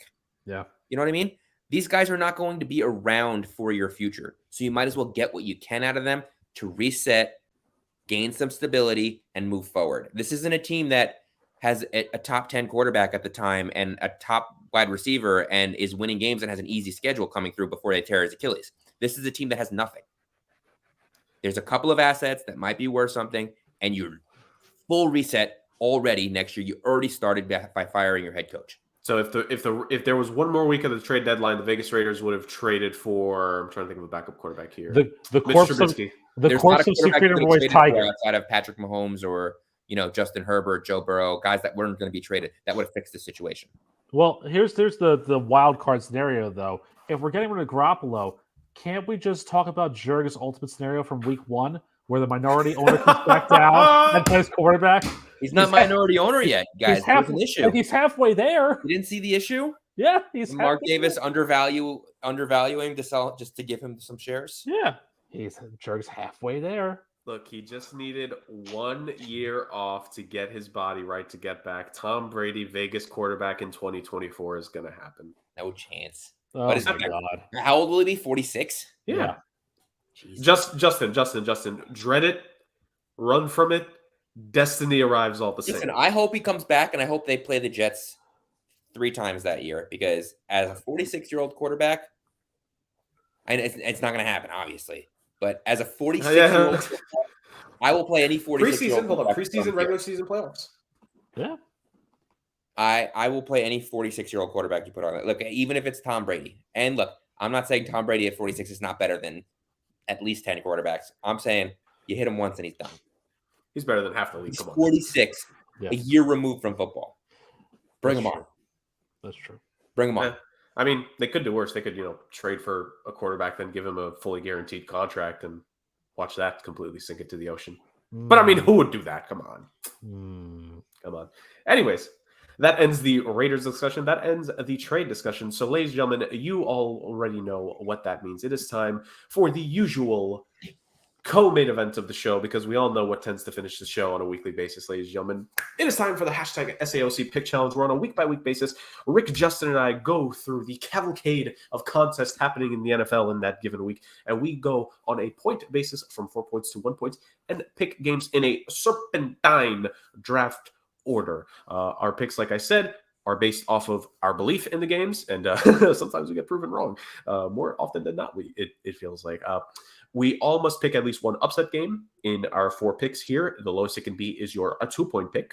And you can pick a tie if you're feeling gutsy that week. But not used with your 4-point pick. It cannot be used with any other one. But in accordance to that, it becomes a 5-point pick if you get your tie right. Sometimes that can help. Other times, it screws you over in the point standings. Yeah. It might decide a championship one day, for all we know. Maybe. Anyways. We got that tie. I just want Justin to know I wasn't the one who said it this week. Normally it is me, but it wasn't me this time. My hands are clean. But that being said, ladies and gentlemen, that just about does it. And of course, actually, before we fully conclude and the Podfather gives us the standings and is ready for this, the lines that we're making all our picks on based off who's favorite, who's upset, etc., we are all looking at the same lines, which are provided to us by our friends at Caesar Sportsbook. Thank you, my friend. Oh, perfect. We were just talking about Vegas. So it all ties in together, ladies and gentlemen. Come on. So this is the co-main event of the show, of course. The pick challenge is here. Let's get things underway. But first, an update on the standings. Podfather? Gentlemen, one of us had a perfect week last week. It was the Pirate. It wasn't me. Yeah. I was going to say, wait, we did? Yeah, Justin was close. I think he lost the 2-pointer last week. Mm-hmm. That being said, though, Justin, your Undertaker-like streak has continued as you are now 8-0 at the 3-point picks this season. Don't screw it up. Going on to this week, I am still in the lead with 56 points. Justin has joined me on the right side of 50. He's at 54, 2 points back. Jurg, you made good gains last week to 43. And Billy shakes the Pirate because he had won all 3 of his games, but got the point after. So he's at 20 now. So he's creeping up on you. Don't I have 44? Listen, I had a kid born the other day. All right, give me a break. No, I'm not like no. you. You only had 6 because you got Baltimore correct. Mm-hmm. You got Minnesota correct, Okay. but you picked Kansas City over Denver at 1 last week. No, I'm not saying I got more points last week. I'm saying like I keep my track of my points. I have 44 on my points. Either way, you're in third. We'll go through it. Exactly. Either way, you're in third. So shut your mouth, take your picks, and let's move on with our lives. I didn't mean like that. I just said we'll figure it out later. Yeah. We don't have to sit here and do the math. I was going to say, if it's like a 1-point difference at the end of the season, that's one thing, but you're 13 behind me. So come on now. I don't care. I want my point. And I want you to eat a danger witch. It'll happen next week. Oh. Maybe. If work pens it. Anyways, so you do have the first pick or the right of refusal if you want to defer to the second half. Up to you, whatever works. No, that's not happening. Well, I mean, you did say that you looked at the slate of games and you're really, disappointed and confused and becazzled and all of that. So, The Cosel is a new one. Good stuff. Yes, it is. Thank you. Good stuff. I just legitimately don't know who I want to pick here because there's so many funny games to be able to choose from. I'll say this. Let me be bold. If Justin's 3-point streak survives this week, he's making it to the end of the season. I think this is the toughest week so far in terms of who you want for your top picks. This is a difficult one. And a couple things make me scared here. And some of it being the whole interim head coach on a new team deal. Some of it is rookie QB is going to get his first start in a game this season deal.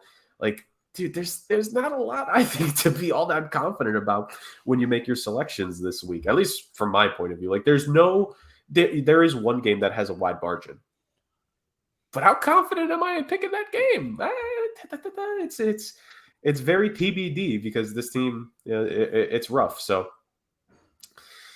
that being said, I might actually have to be forced to pick that one because, good Lord, a lot of this I don't like. So that being said, look, they've given me pretty good records so far. I'll go with them again this season. Give me the Browns over the Cardinals for my 4-pointer. Okay, that's fair. It's going to be the battle of PJ Walker and Clayton Tune.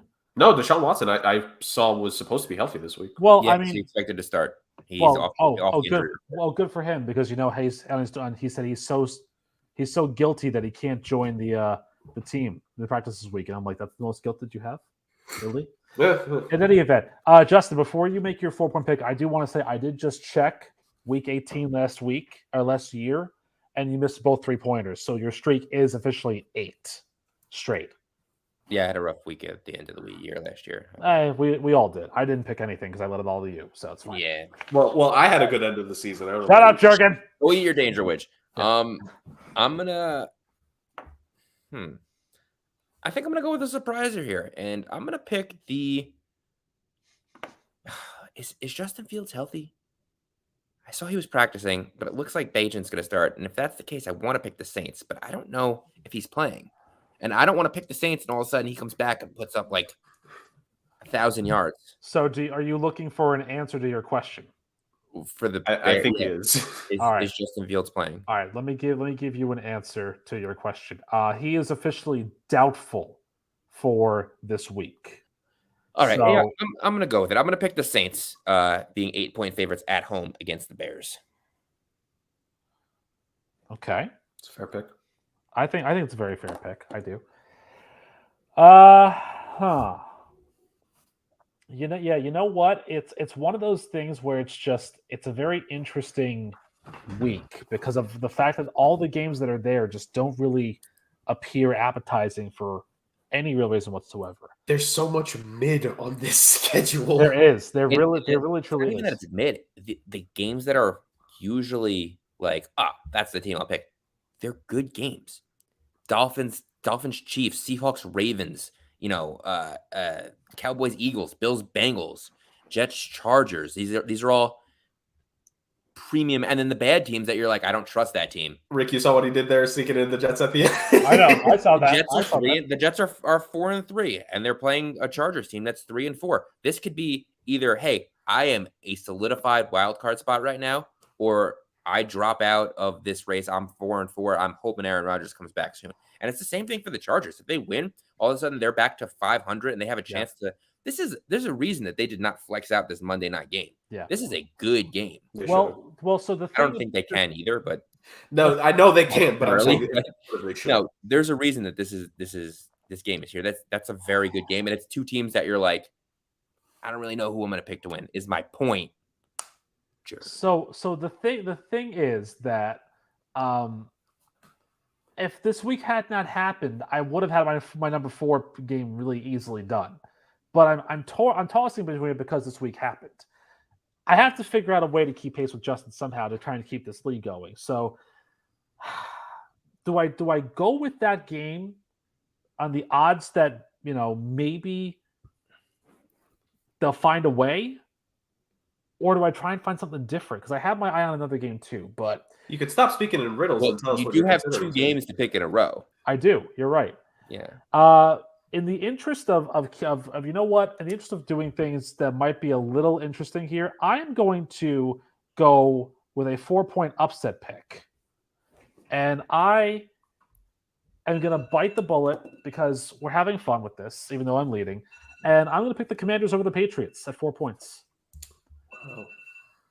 So I feel like, yes, they did just trade Montez Sweat and Chase Young, but despite all that, the Patriots offense is not very good. They lost Kendrick Bourne to the year, and they're going to rely on Demario Douglas, who was a 7th-round pick. They don't really have a lot of good other weapons otherwise. So it's going to be Ramondre Stevenson against that running attack, but I think Brian Robinson might have a good game. And Sam Howell had a really good first half last week and then kind of fell off the map a little bit. If he continues to be better, I think that they could get that win here. So I'm going to take them, and we'll see what happens there. Which leads to my 3-point pick. And last year, I believe I picked the Colts over the Raiders with Jeff Saturday as the head coach. So, in the interest of being fair to that, I could pick the Giants over the Raiders because Daniel Jones is back. But that would be 2 upsets in a row, and that would be a little off-brand for me. So instead, I'm going to try and go for a favorite, even though the favorites that I have, like, I'm not super convinced. Like, the Eagles over the Cowboys doesn't seem like a game that is a slam dunk, you know? It could be, but the Cowboys could also win. They put up 43 last week. The Eagles don't look like the Eagles. So I'm going to reach, and I'm going to take a team that is going to try and come off of a rough loss last week. I want to take the Texans at 3 points over Tampa Bay. I think the bloom has worn off the rose of Baker Mayfield a little bit here in Tampa, and I think that Houston needs to bounce back because the Carolina game, I know they lost it at the very end, and it was shenanigans all around. So I think the Texans will do better. Listen, D'Amico Ryans has been a really good head coach for them, and I think keep moving in the right direction. So I'll take Houston over Tampa at 3 points. I will say this. The only reason why I was turned off of picking the Texans this week is because I think their offense has really been sputtering over the last, 3 weeks. Well, I also have Tank Dell in fantasy, so I need the good game. So okay, that makes sense. but to my point, why I would have stayed off that game personally. You don't see me picking the Raiders. That's true. Is the fact that CJ Stroud is putting up the numbers. It's just the offense hasn't been finishing. I think that's the only thing to be scared of. I think Justin, you'd agree. You could put up the numbers if you can't finish your drives with the scores you need. You're gonna cost yourself a game. I think that was kind of the case. What happened with the Carolina game? I think they cost themselves from just not being able to finish a couple drives off. Yeah. But again, do you trust Tampa Bay and Baker Mayfield to really kind of right their ship as well? I think it's a little risky. It's not Baker. I think it's just the defense has had a game or two in Tampa. It could go either way. Either the rookie QB is going to slice and dice him, or they're going to finally give him. Because I don't think CJ Stroud has had his welcome to the NFL moment yet. I don't think he's had a bad game. He's due for one at some point here. I'm not saying it's this one. I'm saying CJ Stroud's due to have a game where he finally looks like a rookie because he's looked like way more than that so far, which is phenomenal for Houston. Yeah, absolutely. Justin, this is a big pick for you. Don't remind me. So I'm thinking about going upset here. Oh, okay. There's 2 games that I really, I wouldn't say because I don't really like any of the games this week, but there's 2 games that I am leaning towards. One of them is an upset, and one of them is the second biggest line of the week. Which I guess you guys will know is the Ravens over the Seahawks. But I'm not a huge believer in the Ravens right now. I know they've had 2 back-to-back pretty good weeks. They dominated last week against the Lions, and they had a pretty good showing in London against the Titans. But there's just something that every time you want to pick the Ravens, they disappoint you. And the Seahawks are not a team that you can put up a disappointing game against. So you know what? I'm going to go with my upset. And that upset is going to be the Los Angeles Rams. Damn it. Over the Green Bay Packers in Green Bay. Smart. Yeah, I think it's very smart. Green Bay does not put together a full game yet. There's something off with that team to the point where they really only play one half of football. And if you're going to do that against Puka Nacua and Cooper Kupp, you're going to get outscored fast. Stafford is good to go, right? They do not know, actually, which is part of the reason. He is day-to-day. They have elevated a quarterback, but even still, I got to think that these receivers are probably quarterback-proof. I know that's a big thing to say. There's very few guys that are quarterback-proof, but I'm gonna run the risk. I'm gonna say Stafford plays. I'm gonna say Cooper Kupp and Puka Nacua both have pretty big games, and they're gonna win this game maybe 24-13. Okay. All right. So listen, the streak was built on a lot of surprises and a lot of moments where we thought it might be dead in the water. So I mean, if you can continue with that, I think you're in good shape there. Eight games, nothing to snap. No, that, nothing at all. It ends there. I just want to string together wins to take first place. That's what's important. No, records are nice. Championships are what's important. Well, beating Jerg is also important for both of us, so it's fine. Absolutely. I mean, I'm still the debut season champion, the inaugural champion, so that has a lot of prestige to it. Texans should have tied. Keep telling yourself that, Chief. You know that I am not wrong. Would that have changed anything, though? With the 2 minutes left in overtime, of a season where they were tanking for the number 1 overall pick and then blew it because they decided to go for 2 in overtime in the final game of the year is bull. I mean, Are we good? I'm good. All right, thank you. See, again, man, this is tough for me because it's so many close games. Like you said, Rick, like the team, like we have so many good games here where you could go either way. Like I mean, I do believe the Bills are frauds, but they could potentially beat the Bengals here. And Snow won't play any factor despite whatever Buffalo tries to cry about, whether regular or postseason game whatsoever. But hey, let me be the one that's a little bit gutsy in this instance. You know, I got to make it back somehow, and maybe a little gutsy pick here and there is what's going to help me at this point. Give me the Raiders for my 3-point pick. I believe in the new coach energy, man. I believe in the new coach. Over Seattle Seahawks Ring of Honor candidate Geno Smith. It's Raiders over Giants. I know, but you're saying you're going to pick the Raiders over the Seahawks winning their game? Well, he's got back-to-back picks though, so he could go with that at number 2. Yeah, but don't you want to go with the one that you like the best? He's got to pick an upset. Yeah. Like I have to pick an upset now. Hey man, you do whatever order you want. I'm just saying, like, I would probably. He's 10 points behind us. Let him do his thing. You do whatever you want, Jared. I'm just shocked. You're 5 years from now. You're gonna cry about that Texans tie. I don't want to hear it. Inaugural champion. I'm gonna cry about it till the day I die. That is much more pathetic than I thought. Okay. Okay. Justin knows I love him. No, it's all funny games. Man, see, it would be really ironic if I went with the Chargers for this next pick after that. It would save me from having to pick them myself. But it's not an upset, and you have to go with an upset here. No, I know. I'm saying it would have been funny. I mean, I could pick him with the 1. No, you can't. Yes, I could. Well, I mean, you could, but you have to pick an upset here. And who knows if that game's even going to be there at 1 for you? I mean, it could. Justin doesn't like picking his team. Well, but you don't know my 2-1 yet. I feel like we kind of do. Do we? I don't know. So I try to stay away from doing this a lot because I try to be consistent. But this is going to be one of the few moments where I'm actually going to flip-flop of my pick on one podcast with my pick on this podcast. Has that worked out for me in the past? Well, one of these results is going to hit for me, and I hope it's this one. Give me the Dolphins with my 2-pointer to upset Kansas City. I think if there's a game where the Chiefs are looking a little bit vulnerable and the Dolphins finally need to break out offensively, it could be this one. And the Chiefs, the defense has been fine. I still don't know if they're necessarily a banner defense per se. It's a banner raising offense. It's not a banner defending defense. So give me the Dolphins with my 2. Okay. All right. Well, that saves me for the pick that I was talking about before. I guess I'll have to take the Ravens over the Seahawks at an 8-point spread. It's just they've performed well enough that I think that they should probably win this game. I know that we're due for an upsetting Ravens loss, but yeah, let's go with the Ravens.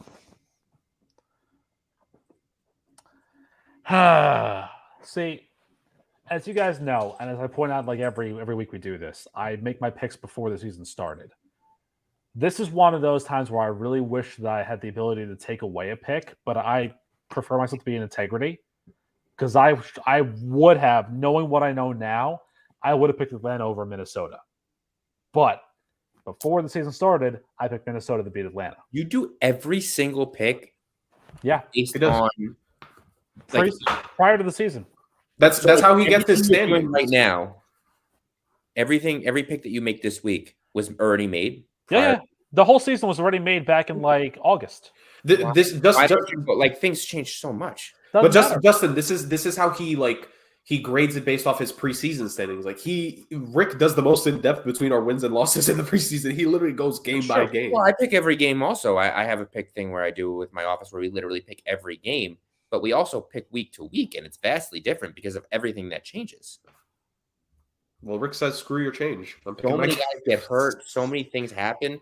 I mean, look, we all had the Raiders being very good last year, but if you were picking the Raiders in week 17, it's not really great just because you picked them. It has nothing to do with integrity. It's just that, Yeah, but you know what it is too? That's kind of how I get my records at the end of the season. And so obviously I hold myself to that. and I hold myself to what I do here, which is why I'm going back-to-back upsets with 2-1 because I'm not going to pick the Chargers over the Jets. So, Jurg, if you want that one, feel free. I'm not going to change my pick to the Falcons. What I am going to do, though, is give Frank Reich a revenge win at 2 points and go Carolina over Indianapolis in an upset. I'm going to take that one.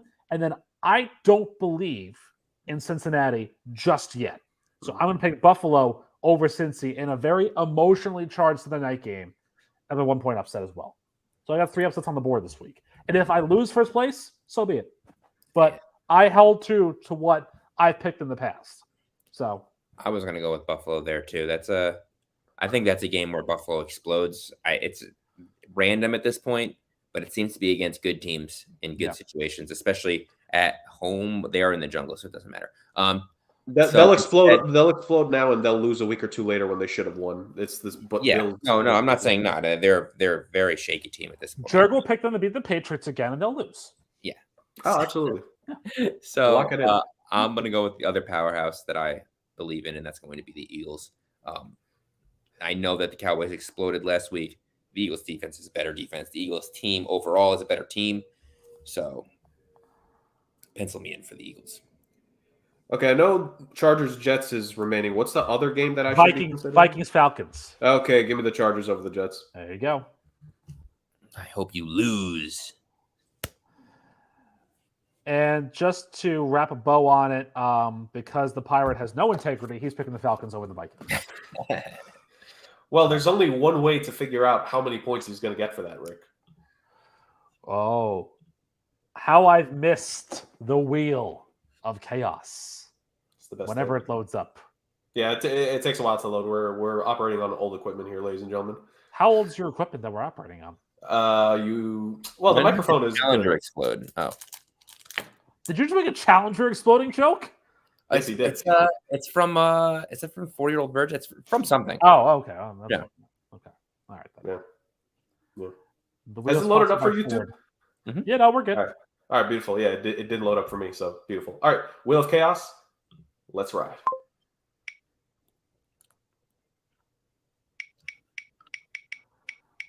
It's like the slowest wheel start ever. You gotta get new equipment, man. I need a lot. Well, yeah. Keep in mind, everyone, that Billy is 23 points out of third place right now and embarrassing the hell out of Jurg as we've broken the wheel of chaos. Yeah, it's still going. I think it's just broken full stop. Nope. That's it. It's still going. It's we've set it on like 95 years at this point for going. Oh, and it did stop. Did it officially stop? Yeah, it did. It's good. We're good? Okay. That means that is a 10-point pick, not a 10x plus 1 to the chagrin of Justin. A 10-point pick. Why don't we just do everything after 1? Like 1x plus 1, 2x plus 1. We don't want to hear you. Anyways, Rick, continue. Anywho, so Justin, that wheel barely worked. You want us to add 9 more values? Oh my god. Moving on. By the way, my internet's great. My internet's still great, by the way. Thank you for we have a saboteur on the show, apparently. Anywho, so the picks are as follows. For Billy takes the Pirate, Atlanta over Minnesota. It is a plus 10 to the pick, so that would be, I guess, 31. Because we it's a 1-point pick plus the 10. I don't know. So no, it's multiplied. So 10 times 1 is 10. All right, so yeah, there you go. 10 times math. Anyways, Jurg, you have Cleveland over Arizona at 4 points, Vegas over the Giants at 3, a 2-point upset of Miami over the Chiefs, and 1-point Chargers over the Jets. Justin, 4 points, New Orleans over Chicago. 3-point upset pick is the Rams over the Packers with your perfect week streak of 3-point picks on the line. 2 points is Baltimore over Seattle, and 1 point is Philadelphia over Dallas. By the way, when I write these in too, I also enjoy the fact that I do our initials and I do, your initials. But for Billy, because I do Billy Shakes, it's BS. So all his picks are BS. And then for me, upsets galore for me. 4-point upset Washington over New England.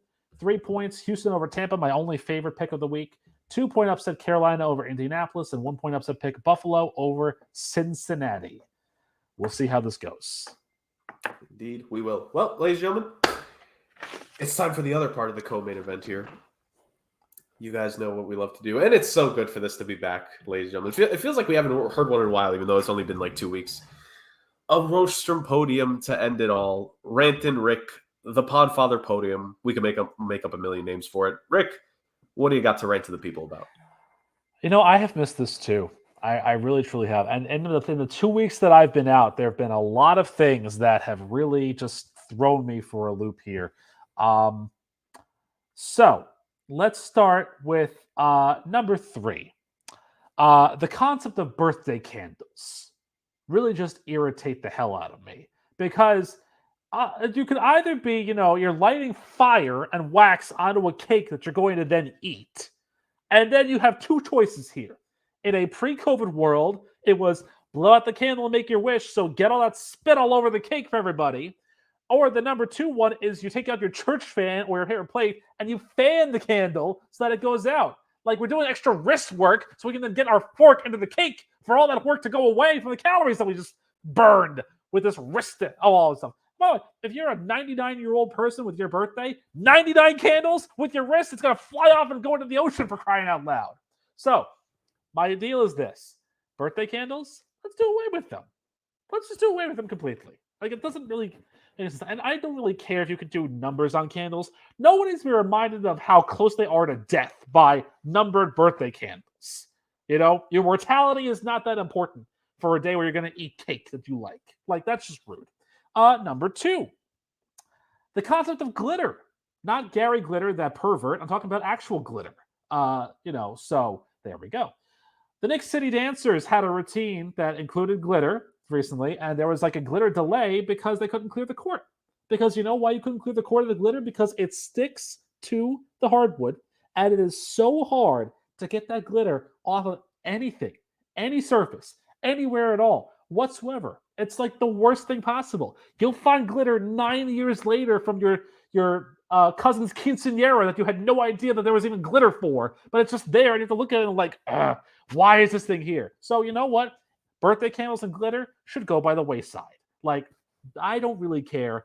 Rock and roll, part 2, Gary Glitter, you're a pervert. Number 1 on my rant podium this week is something that I believe, I was going to text you guys about this, but then I decided maybe I'll just better leaving it for now. The stupidity that is the NBA in-season tournament. But there's a whole other angle I want to talk about. So I turned on, briefly, highlight videos of the game that was in Chicago. And I was immediately transported into the Red Wedding, Reigns of Castamere episode from Game of Thrones. Did you see that basketball court? Who designs this stuff? Like, it's the most ridiculous thing. The court is red. Like, blood red. I mean, I understand turf on a football field being a different color. Like, Eastern Washington's got a red turf. Boise State's blue, obviously. Central Arkansas has a purple one. But you know what the difference is? That's over a larger spread area. So it's not a concentrated color. It's a larger spread color, and it looks nice. But a basketball court being as small as it is, the color just looks so bright. It's like if Color Rush had an evil twin and his name was Hardwood Flooring. I want to know who decided that it was a good idea to also have Milwaukee have lime green on their floor. Like, was this in-season tournament sponsored by Nickelodeon? Are we doing slime now and everything? Like, who? The in-season tournament as a whole is stupid. I understand why you think you're trying to do it, but you give no concept for what's going to happen. There's no incentive, so there's no reason to really care about it. I don't care. Bones Highland didn't care. He didn't even know what was happening before game 1 happened. And that's a guy who's not on the NBA team. So, stupid. And then the courts, ridiculous. Like, Banksy could have shredded that court and no one would have known the difference. It's ridiculous. Like, what are we going to do next? Have somebody graffiti a court because it's the wrong color? So I'm watching the Chicago Bulls game. The court's red. I'm a blue. Gang warfare and all that sort of stuff. Like, why? Like, why are we trying to promote that sort of thing? We're not. But why? Why give the opportunity for any of that? That's the problem here with how these messages could be taken. I'm just saying. And I'm just saying, let's just make sure that we always remember the very important truths of life.